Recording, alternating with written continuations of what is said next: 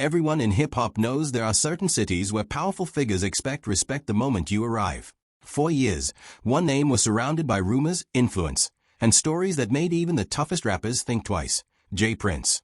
The idea of checking in became one of the most talked about topics in rap culture, although J. Prince has publicly denied forcing artists to do so. But what happens when the person being pressured is not just any rapper? What happens when that person is 50 Cent, a man who built his entire reputation on refusing to bow down to anyone? According to stories and discussions that have circulated for years in hip-hop circles, there was a moment when expectations collided with pure defiance. Most artists would have played it safe. Most would have avoided conflict. Most would have followed the unwritten rules. But 50 Cent has never been most artists. Instead of backing down, he allegedly responded in the way only 50 can, making it crystal clear that he answers to nobody, no matter how powerful the name, how much influence stands behind it, or what city he is in. That is where things reportedly got interesting. When an unstoppable force meets an immovable object, somebody has to blink first. Fans still debate what really happened behind closed doors. Was it a misunderstanding? Was it a power play? Or was it the moment two of hip-hop's strongest personalities realized that neither one was willing to fold? One thing is certain: whenever 50 Cent's name gets attached to a confrontation, drama follows. He has built an entire career on challenging people others were afraid to challenge. So what exactly happened the day J. Prince allegedly tried to make 50 Cent check in? Did 50 stand his ground? Did tensions explode behind the scenes? Or is the truth even crazier than the rumors? Stay tuned, because this story reveals a side of hip-hop power politics that most people never get to see, and the ending might surprise you. He says it is about following the rules, showing respect, and understanding who you are dealing with in certain places. But that idea can sound very different depending on who you ask. For some people, it is simply about respect and communication. For others, it has long been viewed as a form of pressure, and stories surrounding it have circulated throughout the hip-hop industry for years. One of the most well-known names connected to this conversation is Jay-Z. According to J. Prince, there was a period when the two were not on good terms, and he knew exactly when Jay-Z was scheduled to arrive in Houston. J. Prince has shared stories suggesting that he had the opportunity to create problems for Jay-Z if he wanted to, but chose not to. Instead, he has used those examples to argue that his influence was not about harming artists, but about maintaining order and demonstrating respect within certain circles. Whether people view those stories as examples of leadership or intimidation depends largely on their perspective. Supporters see it as a system built on relationships and mutual respect. Critics see it as an unwritten set of rules that artists are expected to follow. That debate has remained at the center of the checking-in conversation for years, and it is one of the reasons J. Prince's name continues to generate strong reactions whenever the topic comes up. The story goes that Jay-Z did not check in, which allegedly made his stay at the hotel less smooth than it could have been. But not everyone follows those rules, and that is where 50 Cent enters the picture. 50 Cent has built a reputation for refusing to back down when faced with pressure. Around 2019, while he was in Houston for work at an event, reports began circulating that people expected him to check in as well. According to the stories that followed, 50 responded the way he often does, with humor and sarcasm. Rather than going along with it, he appeared to mock the entire idea. In a social media post that has since been removed, he reportedly wrote, "I do not check in. I fly." That message spoke for itself, but it did not stop there. He seemed to continue poking fun at the situation, making subtle jabs at J. Prince and those associated with him. What happened next made the situation even more interesting. There was no public response. For many observers, the silence was unusual. J. Prince has never been known for avoiding public discussions, and many people expected some kind of reaction, especially considering that the comments were coming from someone as outspoken and high-profile as 50 Cent. Then Tony Yayo weighed in and offered a different perspective. He essentially stated that G-Unit had never needed to check in anywhere, whether in Houston, Los Angeles, or any other city. According to him, the group moved however they chose, relying on preparation and awareness rather than local connections. He argued that the issue was not about disrespect. Instead, it was about safety, being ready for any situation and not depending on people in a particular area to provide protection. That viewpoint reflected a philosophy that has followed 50 Cent throughout his career: trust your own team, handle your own security, and avoid placing your safety in someone else's hands. It was a mindset that stood in direct contrast to the idea that artists should check in with influential local figures when entering a city. That story aligns with what many people already know about 50 Cent. He takes his personal security very seriously. Even Wack 100 once shared a story that reinforced that reputation. According to Wack, He attempted to catch 50 Cent off guard, but quickly realized it was not going to be that simple. At the time, Wack 100 was managing the game, which naturally placed him in the middle of the ongoing tension surrounding the two camps. According to Wack's account, he decided to confront 50 Cent at a hotel in Los Angeles because he believed he had the advantage. Confident that a face-to-face encounter would be straightforward, he arrived with his team expecting things to unfold a certain way. The story goes that Wack had learned 50 was staying at the SLS hotel and spending time at a small bar inside the property. With that information, he and his crew headed over, expecting an easy opportunity to approach him. But the moment they walked in, Wack said something felt different. The atmosphere immediately caught his attention. What he expected to be a simple encounter suddenly felt much more complicated. According to his retelling, it became clear that 50 Cent was not moving around casually or without preparation. Instead, the environment suggested a level of organization and security that made any surprise confrontation far less realistic than Wack had imagined. The confidence he arrived with reportedly began to fade as he realized the situation was not what he had expected. For many fans, the story became another example of the image 50 Cent has cultivated over the years, someone who rarely leaves his safety to chance and who prefers to rely on his own planning and security rather than the protection of others. All Wack 100 had to do was look around the lobby to understand why catching 50 Cent off guard was never going to be easy. According to Wack's account, 50 was surrounded by what appeared to be a highly professional and well-trained security team. Wack described them as being like Navy SEALs, alert, disciplined, and constantly aware of everything happening around them. He said they were watching every movement, staying focused on their surroundings, and maintaining a tight, organized formation. Their presence made it clear that security was being taken seriously and that nothing was being left to chance. From Wack's perspective, it quickly became obvious that 50 Cent did not move recklessly. Everything appeared planned, structured, and protected.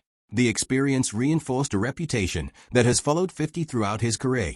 While many artists rely on local relationships or outside protection when traveling, 50 has often been portrayed as someone who prefers to control his own security and surround himself with people he trusts. According to the story, the moment Wack saw the level of preparation around 50, he realized that the situation was very different from what he had expected. What was supposed to be a simple face-to-face encounter suddenly looked far more complicated.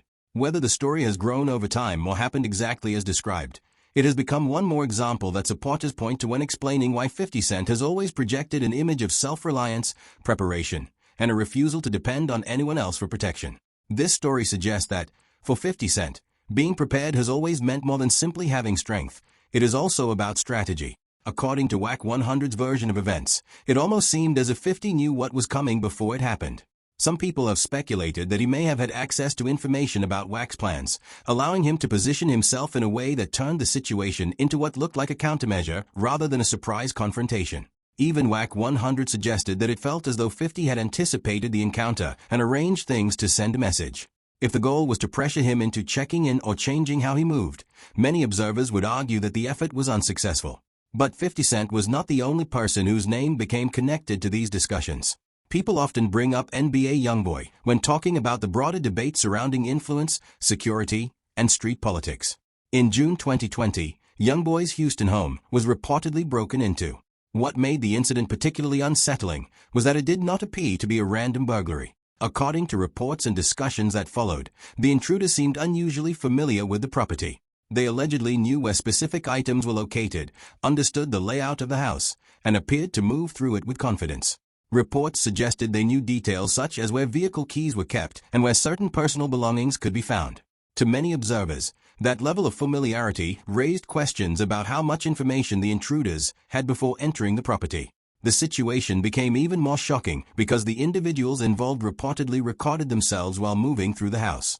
The footage allegedly showed them talking, celebrating, and acting as though they had just pulled off a major score. As the videos spread online, the incident generated widespread discussion throughout the hip-hop community. Beyond the property loss itself, many people focused on what the break-in suggested about privacy, security, and the risks that high-profile artists face when their whereabouts and living arrangements become known. In the end, however, the items that were reportedly taken were not especially valuable. According to NBA YoungBoy, the intruders only made off with a relatively small amount of cash and his cameraman's Gucci flip-flops.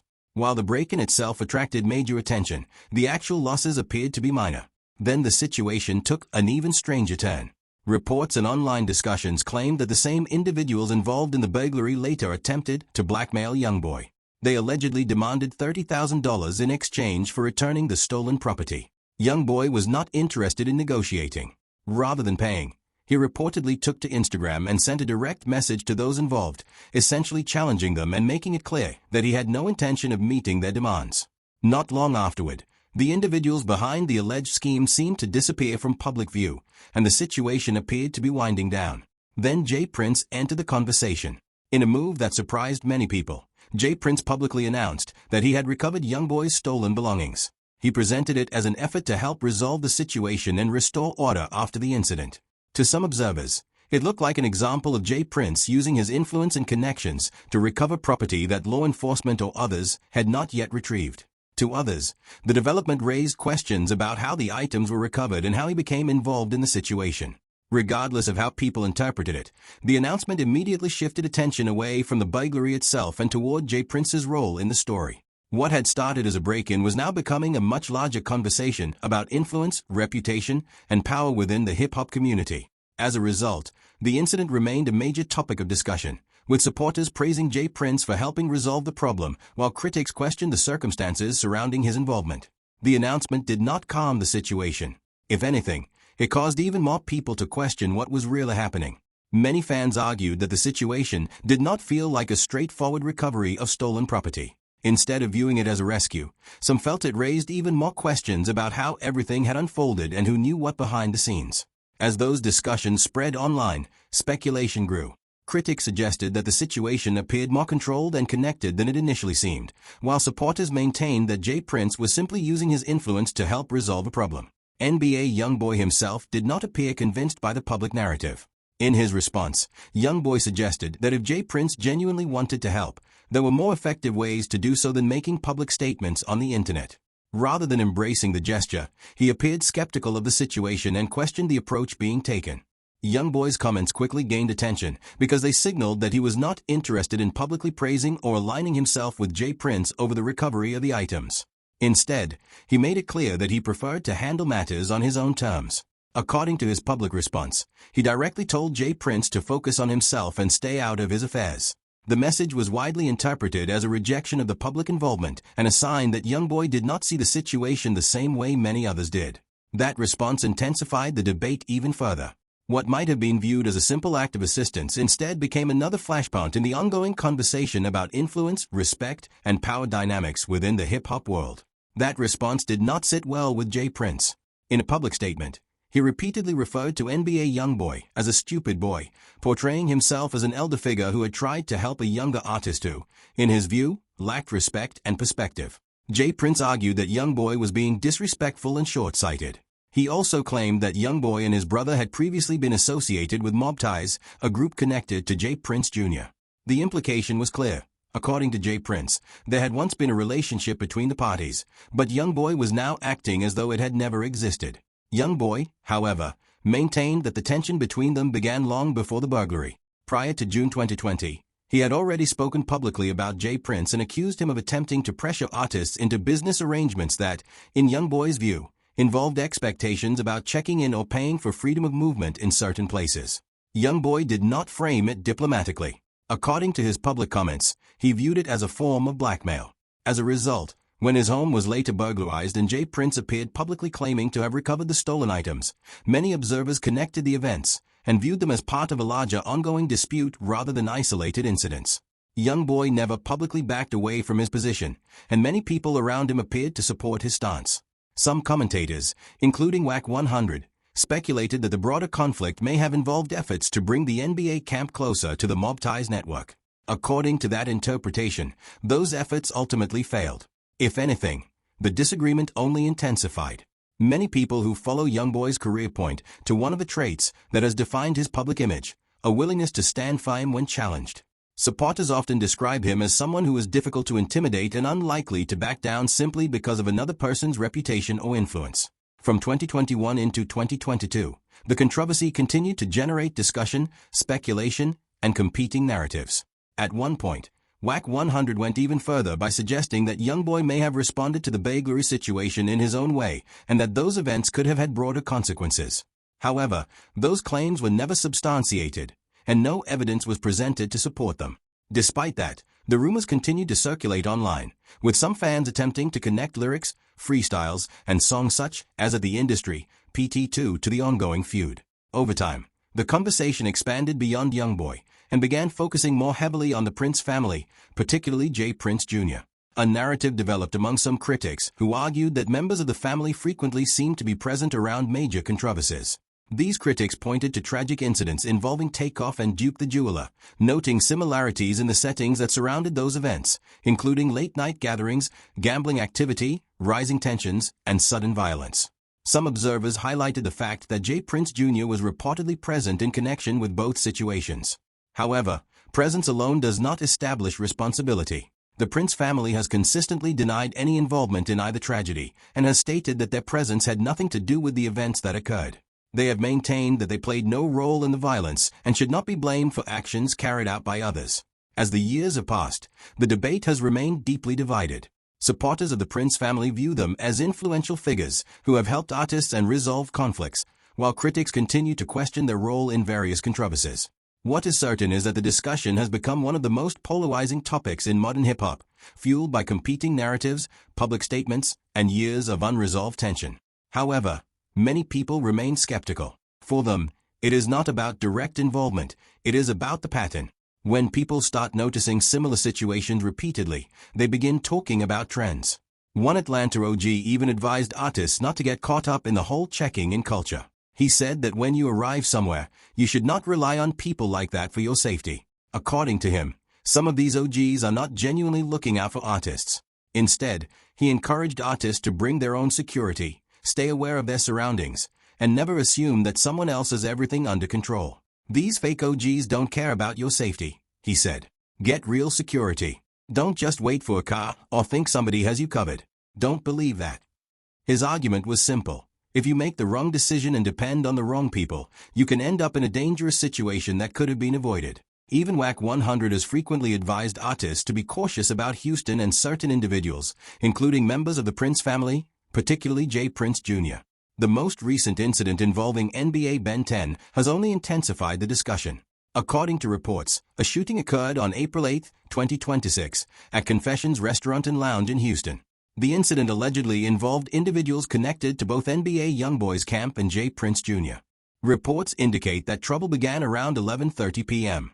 What started as an altercation quickly escalated into something much more serious. Later, All Star Jr. claimed that he was surrounded by a group of men. According to his account, the confrontation became physical. He said he was knocked to the ground and believed someone was attempting to take his chain. From there, the situation spiraled. All Star Jr. stated that he drew a firearm and fired in self-defense. Gunshots were fired inside the venue, striking 2 individuals. One of those individuals was reportedly NBA Ben 10, who was said to have been shot multiple times in the chest and left in critical condition. Another victim, known as Dead End Ron, reportedly suffered gunshot wounds to his arms and legs. Both men were transported to the hospital by emergency responders. Soon after the shooting, videos began circulating online, and All Star Jr. quickly shared his version of events. Through social media, he addressed J. Prince Jr. directly, mentioning him by name and posting photographs. He maintained that he fired only to protect himself from what he described as an attempted robbery.